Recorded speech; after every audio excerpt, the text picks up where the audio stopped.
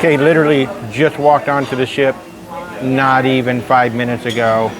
Rebecca's got some grilled tuna sandwich over there. Really, really good.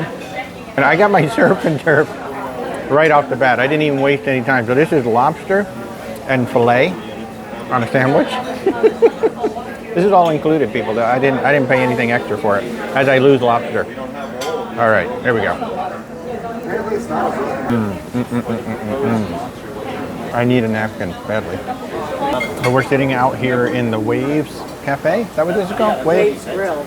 So I've got my surf and turf sandwich and I got a milkshake, chocolate milkshake. Yum. For fries here with like from Thousand Island or something like that. Oh my God, that Tori Taylor Lowe's.